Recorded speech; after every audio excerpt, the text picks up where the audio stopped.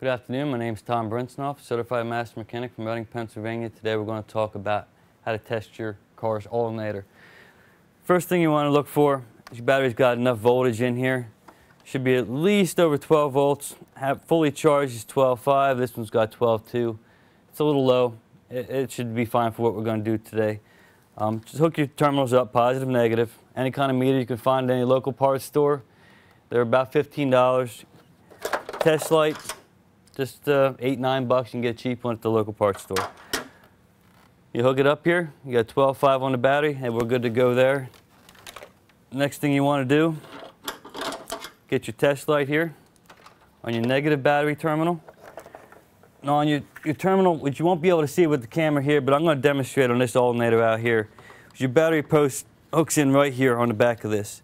You'd want to test this on right here. And if you have your battery voltage on the back of the alternator, this test light's going to light up. And what you want to do, if you have battery voltage back there, just start your vehicle up.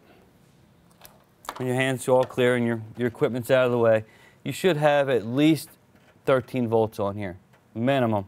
Anything less than that, your alternator is not performing correctly and it will need to be changed.